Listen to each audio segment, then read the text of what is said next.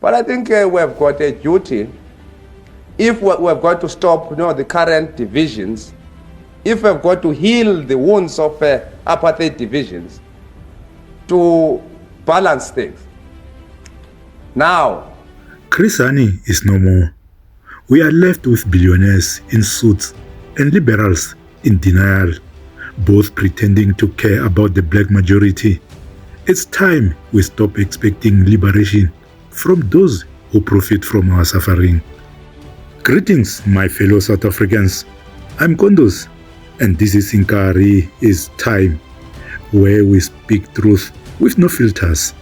Today, we are exposing the hypocrisy of black leadership and so-called liberal voices like Helen Zille, who want us to believe that apartheid's brutal legacy can be overcome by simply working harder. Let's talk about betrayal, revisionism, and the fight for black dignity. Chris Hani versus Cyril Ramaphosa. Chris Hani died a revolutionary. He stood for economic justice, not just the vote. Today, we have Cyril Ramaphosa, a billionaire with deep ties to white monopoly capital, pretending to champion the poor. How can someone sitting on billions speak for the landless, the unemployed, the hungry? Ramaphosa's presidency has protected elites, not empowered the people. He hasn't delivered radical transformation.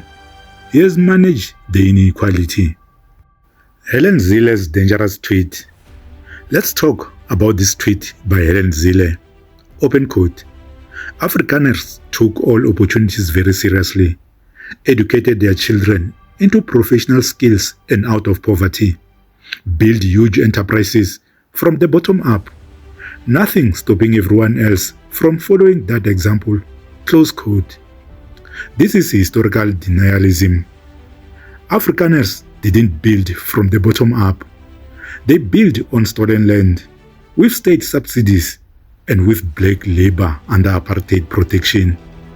They had preferential access to land, capital, banking, jobs, and government contracts. Meanwhile, black South Africans were banned, displaced, and denied education under Bantu education. So no, it's not just about hard work. It's about justice, redress, and restoration. you are an African. You have got your own history. You are part of the important national groups in our country. At one time, you were disadvantaged, sir.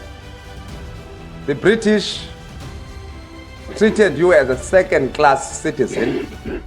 You were not given, your language was not given the same status as English.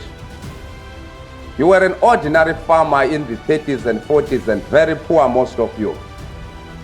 We are exactly in the same position as blacks. You know, I went back where I was born, where my mother is, as soon as I got into the country.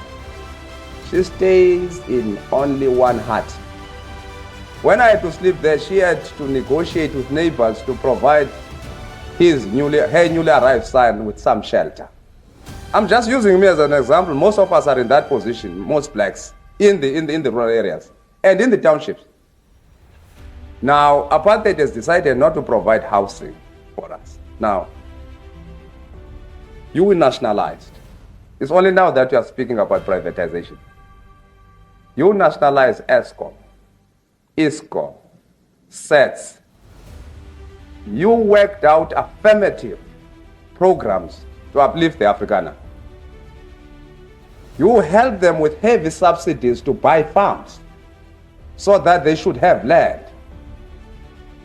The ANC says, equally, emerging out of a disastrous situation which has impoverished millions, the state must intervene.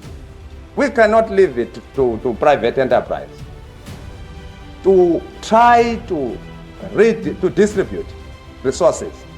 And certainly we want to nationalize enterprises like Eskom, ISCO, SETS. But at the same time, we say we are for a mixed economy. The real issue, Power without transformation.